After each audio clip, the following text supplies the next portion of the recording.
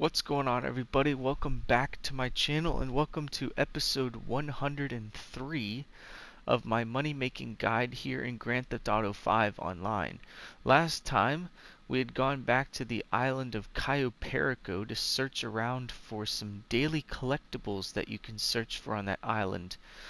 And the two daily collectibles that you can find on Cayo Perico each day include buried stashes and treasure chests. Now, the buried stashes, in order to gain access to that collectible, you are going to have to find and loot a skeleton somewhere around Los Santos, and they'll spawn in any number of locations around the city. And it'll just be a skeleton with a Hawaiian shirt on, and it'll be clinging on to a map of Cayo Perico, and you have to loot the skeleton not only for cash, but you'll also loot him for a metal detector. And the reason you need that metal detector is because the buried stashes on Cayo Perico are, well, as the name says, they're buried underground. So once you have the metal detector, you want to start up the Gather Intel mission on Cayo Perico by going to your Kansatka submarine. That'll fly you to Cayo Perico, and then on the map you'll see two white circles with a question mark in the middle. And you have to go to those areas on the map, use your metal detector by holding L1 when you're in the zone, and you'll find those two buried stashes. The other thing you can find is treasure chests. Now those will be in 2 of 19 different locations on the map each day. So there's 2 treasure chests, but they'll be in 2 of 19 different locations. Half those locations will be on land, and the other half of those locations will be underwater somewhere around the island. And one of those chests will always spawn on land, and the other one will always spawn in the water each day, and obviously the location will change each day.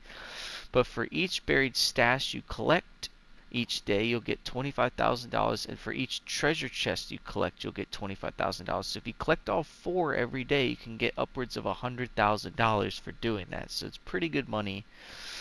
And after that long-winded introduction, what we're going to do in this part is, as you can see, I'm standing inside my nightclub again. Now, in the past, we had done nightclub we had sold goods through my nightclub warehouse business, and we'd also promoted my nightclub to gather money from my nightclub wall safe. But there is one more thing that you can do through your nightclub that I didn't even know was a thing until very recently. And it was added with the Criminal Enterprises update back in 2022. But apparently, if you own a nightclub, you can call up a contact on your phone. His name is Johan Blair, and I guess he's one of your associates at the nightclub. I guess he's friends with Tony. And if you call up Johan on your phone, you'll do something called nightclub work, where basically he'll show you a location of a specific type of nightclub warehouse goods that you can get, and you have to go and collect it and bring it back to your nightclub, and that'll resupply a little bit of one of your nightclub businesses. Because if you remember, there are 7 different types of nightclub warehouse goods that you can acquire, and you can have up to 5 warehouse technicians assigned to those goods at a time. So obviously those technicians will procure the goods for you, but you can also resupply it through Johan. Now, this is similar to a business battle that you can do in a public session, but this is something that you can do solo, so it's even better than a business battle. So let's scroll down to Johan. He's the second to last contact on your phone. You just want to click on him, and he'll give you the mission you need to do. And I think there's like a 20-minute Johan Blair cooldown. speaking. Oh, hey, boss. So as you can see, I can request nightclub goods. My current stock level is 4%. So that means 4% of my warehouse is full, and my current stock value is $70,000. So let's request those nightclub goods, and it'll give us one of 2 missions we can do. And once you deliver it, you will get paid for doing this, but it'll also resupply your nightclub. Oh, So let's sure get thing. started. Let me check. So as I said, I've only ever done this one time before, because I just realized this was a thing like a week ago. But apparently it's been in the game for 3 years, and I just Bingo! never figured it out. Cash shipment moving right now. They're using a tugboat down at the docks. Easy smash and grab. Get it back here, and we'll do the rest. Okay, so you heard him. So the goods are stored on a tugboat close by at Elysian Island, and the goods type, I think, was, what was it? Actually, we can just read the info here. Counterfeit cash shipment. Oh, cool. So that's one of the things you can have. That's good. Now, obviously, if one of your specific warehouse goods is full, you won't be able to get more of that. So if all your stuff's full, you won't be able to launch this mission. But as long as you have available stock in your thing, you'll be able to do this. And it's just another way to make some money, because not only are your technicians going to procure the goods for you, but you can procure the goods for yourself as well, just to have it go a little bit faster. Who's shooting me? Oh, who's right there? Now, obviously, this tugboat is going to be guarded. Hold on. I'm trying to pull out this. Where am I going to go? I'm going to shoot you with this grenade launcher. Is what I'm going to do. I will warn you, there are a lot of guys here, and they have, like, some very powerful guns. Like, they'll screw you up.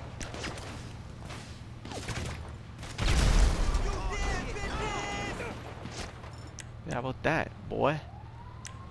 You guys are lucky I got a lot of snacks. Look at the amount of bullet holes in me, dude. I'm just peppered. I'm gonna go around to the right side here. Squeeze them in from both sides.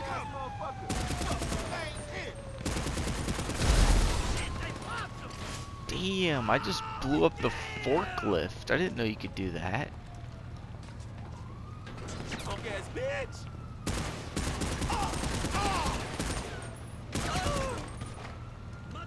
Yeah, come on. Just like all the enemies in this game, these guys like to hide. One guy left. Where are you, bud? Hey, Buster. Buster? Where is he? Oh, he's up there. Not a very smart place to be. You're on top of an exploding barrel. Okay, so if you also see these resupply crates, now we have done a mission in the past where you have these resupply crates and they'll have money in them. It's actually 2 things. One was the Los Santos connection. That was a contact mission I did a long time ago where there was a couple of these crates in the mission. They each had $500 in them. And then if you do gang attacks in the city, there'll be these crates in the gang attack, and each one will have $500. Now these don't have money in them, but they do have other goodies. So this one has body armor in it, just in case you need some body armor. Then there's another one, I think, on the actual tugboat that has health in it. And then I think one of them also has ammo in it. So I wish they had money in it, because that'd be better. I don't care about armor and, you know, snacks. I care about money. But I think this one's got, yep, that one's got health. So I had a little bit of health missing, and I think there's another one at the front of the ship with ammo in it. There we go. Resupply my ammo, and now the actual thing we're after is up these stairs inside the main cabin of the tugboat. Just want to get that. It's that crate, and then you just gotta deliver the product to the nightclub. That's it. And like I said, I think there's like a 20-minute cooldown before you can do this again. So while you're waiting for the cooldown, you can obviously be doing some of the other money making opportunities in this game, and then once the cooldown's up, just run it again. And it's just a quicker way to fill your nightclub, because now your technicians can be filling it for you and you can be filling it, so it will fill up twice as fast. And like I said, this is exactly like a business battle, except you're doing it by yourself. You don't have to be in a public session. And also, the business battles are random. You know, they'll spawn in at a random time. Like, you could be in the middle of doing something in a public session, then a business battle will start, and you have to go to a random location and collect the goods, but you're going to have to interact with other members in the session. But in this, all you gotta do is call up Johan, and he'll get the stuff for you, and then it's just this solo business battle that you can do. So it's way better than business battles, and you'll get about the same amount of product. So if you saw at the beginning, I had $70,000 in my nightclub. Once we deliver this, we'll see how much I actually got for this, and you're gonna get paid. I think you can get paid at least $10,000 for doing this.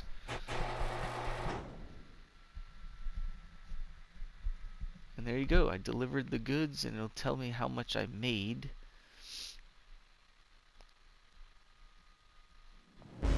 Gave me $12,000. It's not bad. That's just the payment for like doing the mission. Now we can actually see, if I go to my computer, how much I got, because I had 70,000. Now we'll just subtract that from whatever I have, and that'll be how much I made. I got 145,000 in my wall safe. That's pretty good. Alright, let's see. See, when I scroll down to warehouse management, so you see I have 124,000 now. So I had 70,000, now I have 124,000. So I made about $54,000 just for that. That's pretty good. That's pretty good. And as you can see, I have stuff in businesses I didn't even have technicians for, because I only have technicians. If you scroll down to my warehouse management, my technicians are assigned to cargo and shipments, sporting goods, South American imports, organic produce, and pharmaceutical research. I don't have any technicians assigned to printing and copying or cash creation, but because I did that that nightclub work job, if you go back up to home, I got stuff in cash creation, which is pretty cool. So I don't even have a technician assigned to that, and yet I made some money for it. So now if you scroll down to sell goods, you can see how much I made. It says 14,000 for 3 crates, which doesn't make any sense considering I only had 70,000. So I guess some of it must have gone in while I was doing the job. So if you add this up, that's 35,000. That'd be 65 minus 3, so that's like 62. That's like 100, and yeah, like 100 and something, or 62. No, it'd be like 90, 96, and then that'd be like 104 or 110. So yeah, it went up by like 30,000 during the job, which was pretty good. Anywho, yeah, there you go. That's nightclub work. I guess that's what I'm going to call it. I don't know what it's actually called. I guess it's just like source nightclub goods. So I'm going to call it nightclub work. And it's just another way you can make money for your nightclub. And I really like it. I'm going to start doing it going forward every now and again. I'm going to wait the 20-minute cooldown and then just do it like a couple of times a day. Because then I can sell my nightclub goods like every day instead of every other day. Because I usually sell it every other day because I wait for it to build up. But because I'll be doing this, I could probably sell it every day. So that's pretty good. But anyway, that'll do it for this. I wasn't planning on actually making a video for this because I didn't even know it was a thing back when I had written down all the other money making opportunities. This wasn't on the list at the time, But then I like went through my contacts on my phone because I wanted to see if any of the contacts did anything special, and I saw Johan and I called him up and I saw the mission. I was like, wait, I didn't know you could do that. So I was like, I might as well make a video for this so I could show you guys how to make some additional money for your nightclub. Because what have I said? The nightclub warehouse, in my opinion, is one of the best ways to make money in the entire game. And now you have a quicker way of making even more money for it. So now it's even more profitable than it already was. So I highly recommend buying a nightclub once you can afford it, obviously.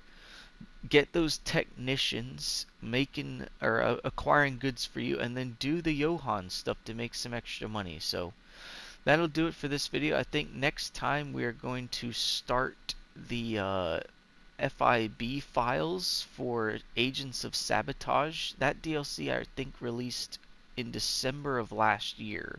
So not too long ago, about 4 months ago.